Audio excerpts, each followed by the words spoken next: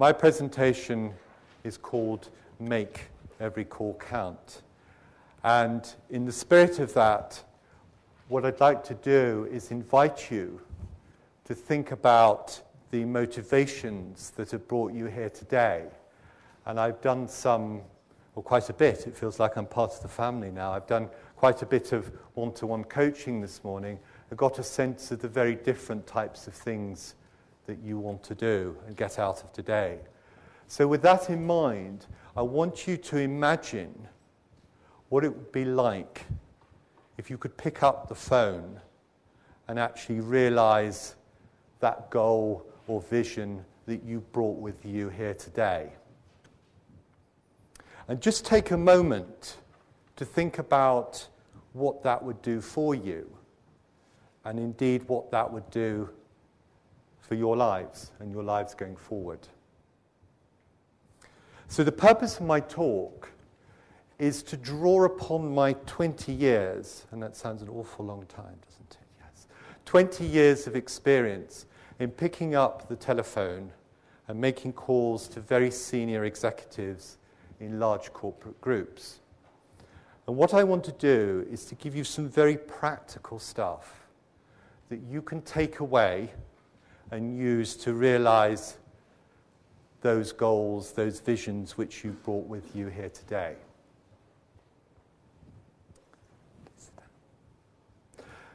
So in the spirit of my approach, which is all about how can I connect my world with your world, I want to do that right now. So I want to get a sense, and I've met some of you this morning and worked with some of you this afternoon, how many of you are actually in a role, in a sector at the moment, and you want to make a change? Could I have a show of hands? Wow, okay. Quite a lot of you, okay. And how many of you are in a business development capacity? So you either have your own business or you work for yourselves, and you need to pick up the phone on a regular basis or more regularly. Again, my goodness. Right, okay. And I suppose as a sort of a subcategory of that, how many of you are in interim management roles? Because that's all about getting regular stream of projects. Okay, good, thank you. And are there any of those of you who are just starting out who want to secure your first career post? I think you're quite senior. Right, okay, good. Right, thank you. Well, that gives me a sense of your world. But another very important component of that is your comfort with the phone. So how comfortable you are with the phone. And I know there's some people in this room who are very comfortable. There's always somebody who says, I have no problem with the phone. I can pick it up and call anybody. Those of you who fall into that group, can you just put your hands up, please? Because they provide perfect models. You have peers. Don't be shy. I know there are some of you in the room who... Okay. There are some people in this room who are very good at it. And they will provide, if maybe I can persuade them to show themselves, then they provide perfect models because they're part of your family. Okay.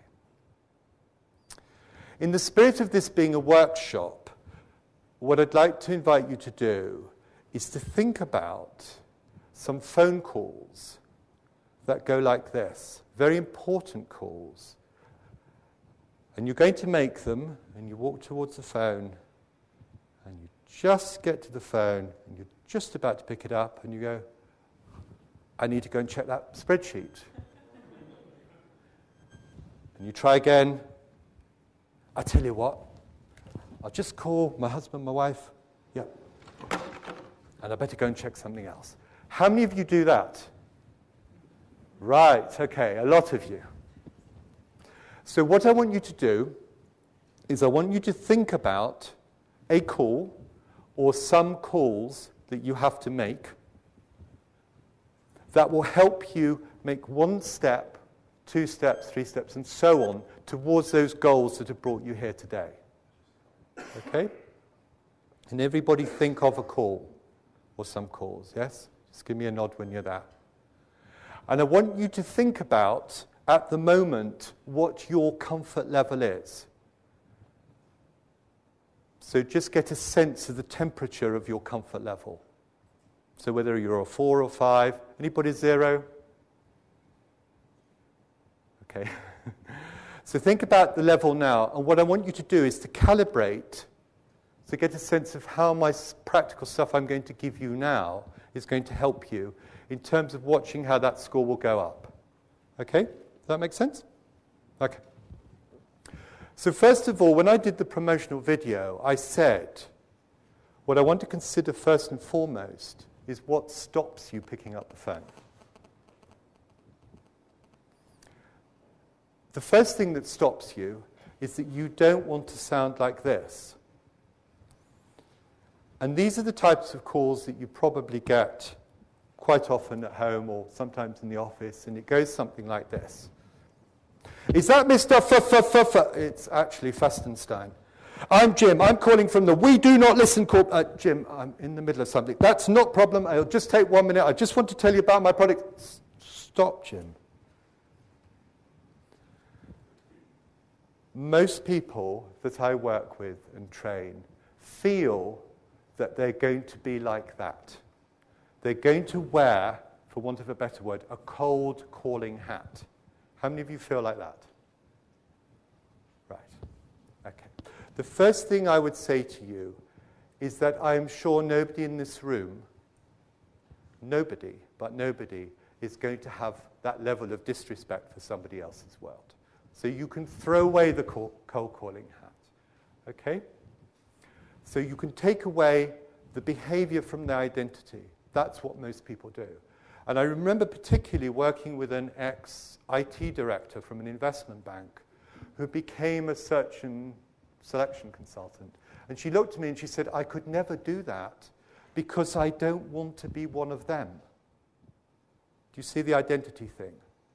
So what I want you to do is to think about this process. It's a legitimate business process.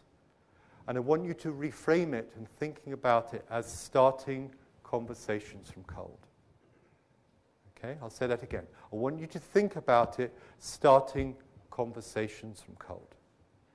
Does that make you feel any better? Yep? Okay. The second thing is that you don't want to feel, and hear the word, you don't want to feel like this, which is, good morning, this is David Festenstein calling. I'm calling from Teleopen. Yes, Mr. Festenstein, I'm calling, I run a business consultancy. Mr. Festenstein, we have so many calls like this. We have Mr. Harrison has tens of hundreds of calls every week. Give me your email, and if he's interested, he'll contact you. How many of you feel that if you pick up the phone, you will have that type of reception? Right, a lot of you. Okay. So, rest assured that the stuff I'm going to give you will not get that reception. Okay? One thing I will say, and working with people this morning impressed this upon me, is what I want you to remember is that it's a bit like worlds apart, but in the acting profession or if you're writing a book, you know that you have to get so many rejections before you get that publication. This is a bit like this. So if you can separate the process, this legitimate business process, from yourself, then you will feel much better about doing it. I have a very close, he was a client, he's now a friend, who's a recruiter, search and selection, a chap called Chris. And I was telling him that I was going to speak to you today. And he said, tell them this. He gets 100 emails a day, approaches. He said, it is a very emotionally charged thing that people have to do when they're looking for work. And what I recommend is that when they make their calls, they make them in a position of believing that they are doing it from somebody else, on behalf of somebody else. And there was a lady I worked with this morning who was saying just that. She said, if I'm working on behalf of a client and I'm doing it, I feel completely comfortable. It's only when I have to do it, and lady nodding over there, is when I have to do it when it's me, and I feel that sense of rejection. Okay. How's our temperature? Has our temperature raised a bit? You feeling a bit better about making those calls? Good, I'm getting smiles, so I'll take that as a yes. So, what's going through your mind now is, what is a better way of doing this? Well, for many, many years, I felt that I was learning the trade of doing this and having to do it the painful way. And it's very obvious when I tell you, but if I ask you, how many times have you received a call, either in your work or at home, where someone has taken the time to find out something about you as an individual or or your company? How many calls do you get? How many calls have you had a year? Right, okay. That is the secret. To initiate a conversation from cold. And Heather, is Heather here or is she gone? Heather's gone. All the stuff that Heather showed you, I didn't have time to see it all, is the real precious research stuff about the person and their business, their life, which you can take and put into one sentence is what I call a valid business reason or a valid listening reason. Okay? And once you have that connecting sentence, it does two things. One is that it makes the person far more responsive, and secondly, it will make you feel more confident and comfortable. The call will flow more easily. Okay?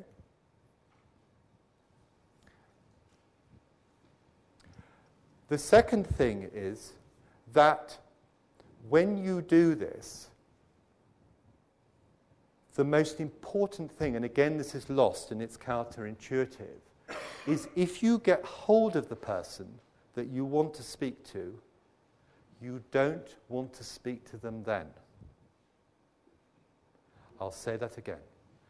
If they come on if you actually get hold of them, you don't want to speak to them then. It's a bit like a skid. You know when your car skids, your intuition is to turn the other way. You want to steer into the skid and say, I don't want to talk to you now. Because every telephone conversation is an interruption. Okay?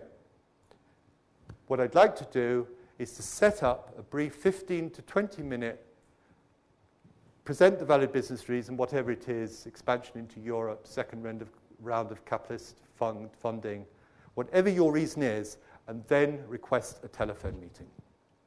You don't want callbacks. Don't want callbacks. You end up with this whole sort of toing and froing. The telephone meeting is a formal slot for you to speak to that person, for them to give them permission. So all that stuff about what do I say and how do I hold them on the call and all that thing, you can put off. And then what you can do is that you can plan it and prepare it. Plan it and prepare it in a relaxed way.